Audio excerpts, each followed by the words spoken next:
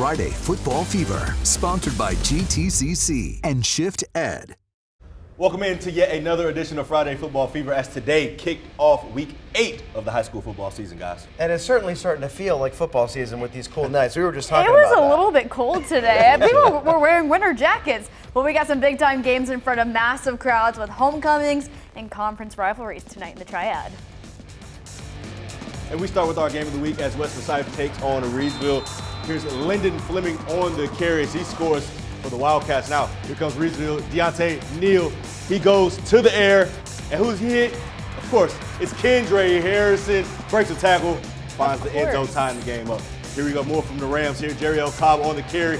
And he's going to take it 52 yards to the house, untouched, as Big 4 is in the end zone, giving Reidsville a 7-point lead. But back comes the West Stokes as Aiden Cherry adds another touchdown for the Wildcats to tie this thing at 28 at the half. Coming out the half, Cherry at it again for West Stokes as he walks in to give the Wildcats the 7-point lead. This thing was high flying. Check out Deontay Neal scrambling, breaks a tackle, slides his way into the end zone for the score. This one was full of highlights. We got a bad snap from the Rams here. Look at Neal. He grabs it, calms himself, collects himself, and finds a wide open Cameron Jones in the end zone as Reidsville gets the 57-41 win in our GTCC game of the week. What a way to start the show. Yeah, that is on high. fire. Yeah, that is really high scoring.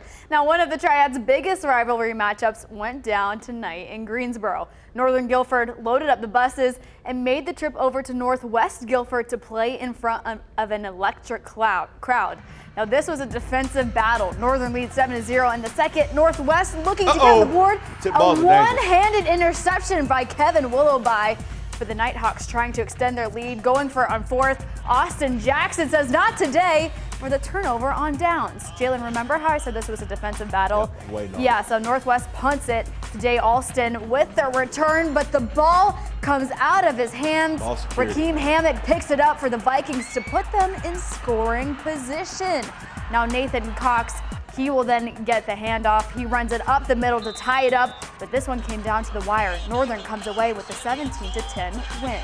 East Forsyth put its unbeaten record on the line tonight with a conference matchup against Parkland. On the opening drive, East Forsyth quarterback Bryce Baker finds Kendall Sawyer downfield, but he steps out at the 1-yard line, so senior captain Jalen Murley will finish the job, punching it in for the score. Eagles lead 7-0 early. Now East Forsyth driving again, but Harold Jones and Anthony Elder team up and bring down Baker to kill the momentum. So the Mustangs get the ball back and they go for it on fourth down. Darian Boston trying to find anyone open, but he gets sacked and will turn over on downs. Now the Eagles were too much tonight. Baker finds Murray again. He's got the hot hand tonight. Jalen getting his second touchdown. East Forsyth improves to 7-0, beating Parkland 62-6.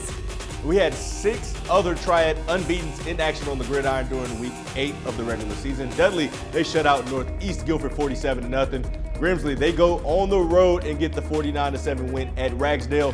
Randleman tops Providence Grove 42-10, while Eastern Randolph put up some big-time numbers on the board as they beat Trinity 57-13.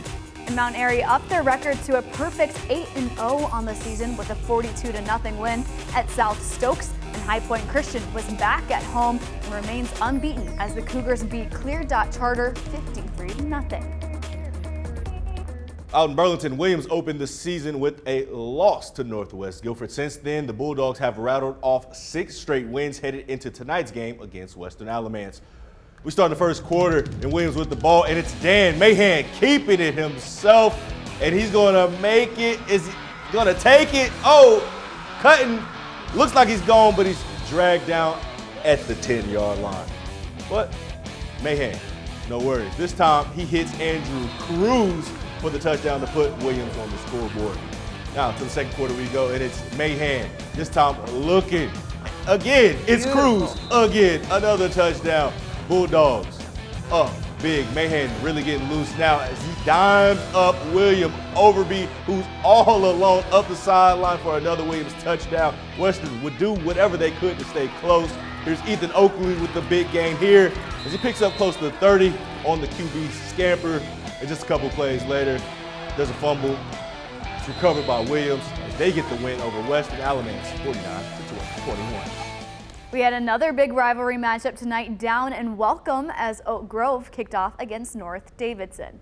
Oak Grove got the first break of the game as Ethan Pickles makes a hurry throw, but it's picked off by Bradley Bird. He'll take that all the way down to the 26-yard line. But the Black Knights defense held strong. Hayden Ross sacks quarterback Grayson Treadway, forcing the Grizzlies to settle for Eli Fulcher 30-yard field goal. So they'll take a 3-0 lead, but on the next possession, the Grizzlies defense forced a 3-and-out. Momentum is on their side on offense as Treadway hands off to Carson Williams for a big gain up the middle. He'll take that all the way to the 20-yard line. But on the next play, Williams gets the handoff again. He weaves his way into the end zone for the 20-yard touchdown to extend the lead to 10. This game became a defensive battle, but Oak Grove takes this one 17-0. Now it's time to draw up a play that takes us over the page as the Pirates took on Western Guilford. And that one was one of the wildest games, not of the night, I'm excited to see it. The year. Excited to see it. We start in the fourth quarter, under 2 minutes left. Western leading this thing 21-14, but Page is driving. And check out the freshman, Jesse Poole the fourth. He puts the Pirates on his back and into scoring position with this huge run here. A few plays later, 4th and goal. It's another 9th grader, Zamari Williamson hitting Alex McGreeny for the score, tying this game up at 21. Now, on the very first play of the next drive for Western, Page would take it back to the house 28-21 with the pick 6, so they've got the lead. But on the ensuing kickoff, it's Chris Coltrane Gaston taking this thing to the house, and now this game is 28-27. Now, Western was going to go for 2, got a couple penalties, had to go for the extra point. It's blocked. So the final score, 28-27, as Page holds on to survive. That is a great game. But now it's time for our Friday Football Fever Shift Ed Play of the Week. We've got a pair of plays from Reidsville's Deontay Neal, of course. First, the Rams signal caller breaks multiple tackles and gets in for the touchdown. Then later in the game, Neal gathers the bad snap. He then picks it up, finds Cameron Jones in the end zone for another touchdown. Our shifted plays of the week, courtesy of Reidsville's junior Deontay Neal. We've got 5 big games in the running for our next GTCC game of the week as Dudley takes on Rockingham County, Ashboro hosts North Davidson, Davie County travels to West Forsyth, Wheatmore meets up with Trinity, and Southern Guilford kicks off against Eastern Guilford. Just head on over to WFMInews2.com, click Game of the Week, story to cast your vote. One more quick update for you out in the Raleigh. The Carolina Hurricanes, they did lose their home opener tonight 4-1 to Tampa. Can't win them all. All right, thanks for joining us. Have a good weekend.